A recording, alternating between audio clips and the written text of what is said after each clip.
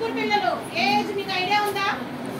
చాలా చిన్న age, below 14 years వాళ్ళు అటెంప్ట్ చేశారు, పాపని అబ్యూస్ చేశారు. ఇవన్నీ ఏంటంటే ఫోన్స్ అన్నెసెసరీగా ఫోన్స్ వాడటం వల్ల, రీల్స్ చూడటం వల్ల మీకు కొత్త కొత్త విషయాలు తెలుస్తుంటే అది తెలుసుకోవాలనే యాంగ్జైటీ ఉంటుంది. దాంతో ఏం చేస్తారు, మీకు అవసరమైన విషయాలు కూడా చూస్తూ ఉంటారు ఫోన్లో. దానివల్ల మీ మైండ్ డిస్టర్బ్ అయితే మీరు నేరాలు చేసే అవకాశం ఉంది. ఫోన్స్ ఎంతమంది వాడతారు? ఏ పర్పస్ మీద వాడతారు ఫోను? Study purpose. గేమ్స్, ఏ గేమ్స్ ఆడతారు? ఇంకా పబ్జీ ఆడరా? ఫ్రీ ఫైర్ ఫ్రీయేనా మనీ పే చేస్తారా? ఎంతమంది ఆడతారు? గ్రూప్ గా ఆడతారా? గ్రూప్ గా ఆడతారు కదా. గ్రూప్ గా ఆడుతూ ఎక్కడెక్కడో ఉన్న వాళ్ళు కనెక్ట్ అయిపోతూ ఉంటారు. మీరేంటంటే గేమ్ ఆడేయాలంటే ఉత్సాహంలో ఉంటారు, ఎక్కడెక్కడ వాళ్ళు కనెక్ట్ అవుతూ ఉంటారు. అలా కనెక్ట్ అయ్యి కూడా మనల్ని మభ్యపెట్టి మన ద్వారా డబ్బులు పొందే ప్లాన్ చేస్తారు వాళ్ళు. అర్థమవుతుందా? డబ్బులు మభ్యపెట్టి మనతో బాగా ఫ్రెండ్షిప్ లో ఉంటారు, మనం ఆడుతూనే ఉంటాము, మాటలు ఎక్స్చేంజ్ అవుతుంటాయి, మెసేజ్లు ఎక్స్చేంజ్ అవుతూ ఉంటాయి. ఈ లోపలే ఏదో ఒక రోజు నాకు ఇంత మనీ కావాలని అడుగుతారు. ఎప్పుడైనా ఫేస్ చేస్తారు అలాంటిది?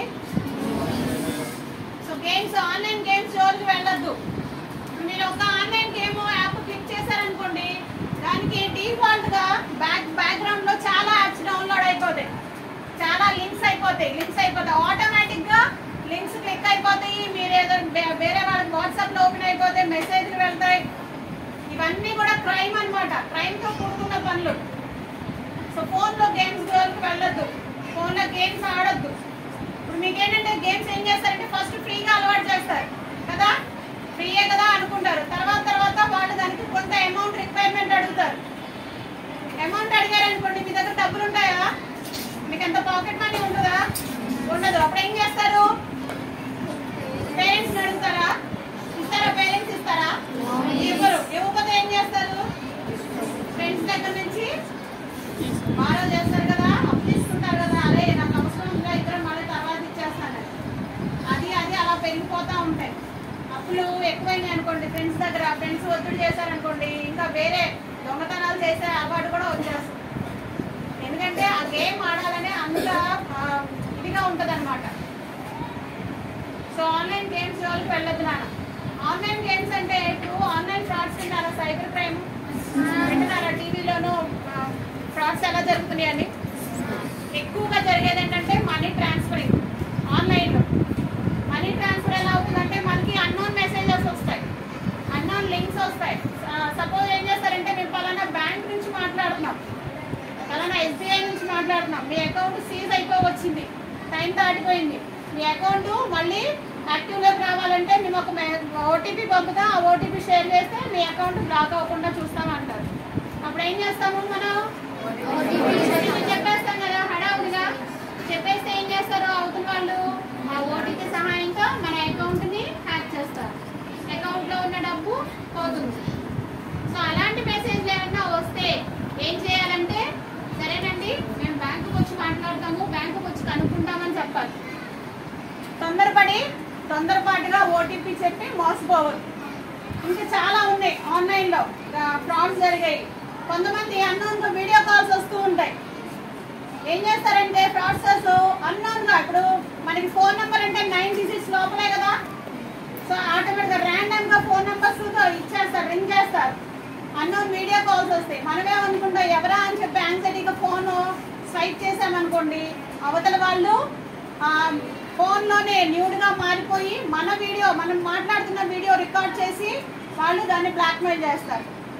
ఇప్పుడు ప్రజెంట్ ఉన్న ట్రెండ్ అది. ఆన్లైన్ మనీ ట్రాన్స్ఫరింగ్ ఒకటి, తర్వాత హనీ ట్రాప్ ఒకటి. ఎక్కువగా ఆడపిల్లలు ఫోన్స్ యూజ్ చేసినప్పుడు అన్నోన్ వీడియో కాల్స్ వస్తే అస్సలు యాక్సెప్ట్ చేయొద్దు. ఓకేనమ్మా? ఇన్ కేసు మీ రిలేటివ్స్ ఎవరైనా మాట్లాడితే మీ మమ్మీ వాళ్ళకి ఇవ్వండి, కానీ మీరు ఫోన్ కాల్ అటెంప్ట్ చేయొద్దు. అర్థమవుతుందా? ఇంకా హెల్ప్ లైన్ నెంబర్స్ తెలుసా? పోలీస్ కంట్రోల్ రూమ్ నెంబర్ తెలుసా? ఎంతనమ్మా? 100 కదా. ఇప్పుడు 100 చేంజ్ అయ్యింది. డీటెయిల్స్ కానీ ఇవన్నీ కూడా హ్యాక్ చేయబడతాయి. సో పేరెంట్స్ మొబైల్స్ వాడద్దు. పేరెంట్స్ యొక్క అకౌంట్ ఆధార్కి లింక్ అయి ఉంటుంది ఫోన్ నెంబర్కి. సో మీరు వాడద్దు. ఒక డిగ్రీ ఫస్ట్ ఇయర్ స్టూడెంట్ వాళ్ళ మదర్ అకౌంట్ ఉన్న ఫోన్తో ఆడి ఆన్లైన్లో 95 lakhs పోగొట్టుకున్నాడు. Not even thousands, lakhs, 95 lakhs. అంత అమౌంట్ వాళ్ళకి ఎక్కడదంటే వాళ్ళ పేరెంట్స్ పొలం అమ్మగా వచ్చిన డబ్బులు అకౌంట్లో వేసుకున్నారనమాట. 95 lakhs పోగొట్టుకున్నారు. ఆ డబ్బులు మళ్ళీ తిరిగి వస్తాయా? తిరిగి రావు కదా. సో అందుకనే ఏం జోలికి వెళ్ళద్దు, ఫోన్ జోలికి వెళ్ళద్దు, గేమ్స్ ఆడద్దు, ఆడకుండా ఉండాలి. తర్వాత ఒక ఎడ్యుకేటెడ్ అంటే చదువుకున్న వాళ్ళు దేని బారిన పడుతున్నారు, సైబర్ క్రైమ్ వాళ్ళు నష్టపోతున్నారు, చదువుకోని వాళ్ళు కూడా నష్టపోతున్నారు. చదువుకోని వాళ్ళు అంటే వాళ్ళకి తెలీదు, గబుకున్న లింక్ క్లిక్ చేసేసారు, మోసపోయారు అనుకోవచ్చు. చదువుకున్న వాళ్ళు కూడా ఈవెన్ డాక్టర్స్, ఇంజనీర్స్ అలాగా. జాబ్ చేసే ఆమె మ్యారీడ్, ఆవిడ కూడా ఆన్లైన్లో గేమ్స్ ఆడుతూ ఆన్లైన్లో గేమ్స్ ఆడడానికి డబ్బులు అప్పు తీసుకొని వాళ్ళ చుట్టుపక్కల వాళ్ళ దగ్గర అప్పు తీసుకొని తన బంగారం అమ్మేసి ఆ డబ్బులతో ఆడి లాస్ట్కి 2.6 lakh పోగొట్టుకుంది. Well educated, 2.6 lakh. సో వాళ్ళ హస్బెండ్కి చెప్పింది అనమాట, నేను ఇంత అప్పు చేశాను ఈ ఆన్లైన్ గేమ్ కోసం, నాకు నేను అప్పు తీర్చుకోవాలి, వాళ్ళు బాగా నన్ను ప్రెషర్ పెడుతున్నారు, నాకు హెల్ప్ చేయండి అంటే ఆయన అన్నాడు, ఆడింది నువ్వు కదా, నన్ను అడిగి ఆడావా అని అనేసరికి ఆ అప్పు ఎలా తీర్చాలో తెలియక ఎవరికి చెప్పుకోలేక సూసైడ్ చేసుకుంది. విన్నారా ఇది? సూసైడ్ చేసుకుంది. అక్కడ ఎవరు నష్టపోయింది? అమ్మాయే కదా. కొంత ఆట కోసం ఆడాలి ఆడాలి అనే తపంతో ఆడి డబ్బులన్నీ పోగొట్టుకుని చివరికి లైఫ్ స్పాయిల్ చేస్తుంది. అది రీసెంట్గా అంటే మా ఎస్ఐ గారు వాళ్ళ ఇంటి దగ్గర జరిగిన విషయం అన్నమాట. మా ఎస్ఐ గారు కూడా డబ్బులు ఇచ్చారు అప్పు. వాళ్ళ అమ్మాయికి ఫీజు కట్టాలనంటే 60,000 ఇచ్చారంట. 60,000 ఇస్తే అమ్మాయి పోయింది, ఆయన డబ్బులు పోయాయి. చూడండి, మనం ఆడాలనుకుంటే మా యొక్క అంటే కోరిక ఎలా ఉంటుందంటే ఏదో ఒకటి చేసేసి ఆడేయాలి, ఏదో ఒకటి.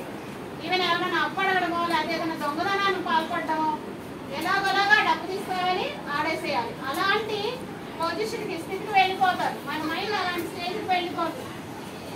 సో అందుకనే గేమ్స్ జోలికి వెళ్ళొద్దు.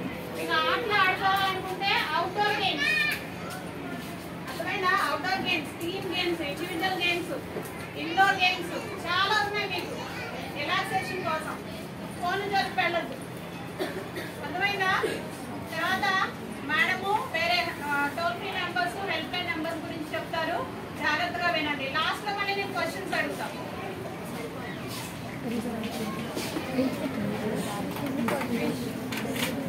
గుడ్ మార్నింగ్ పన్నెండు.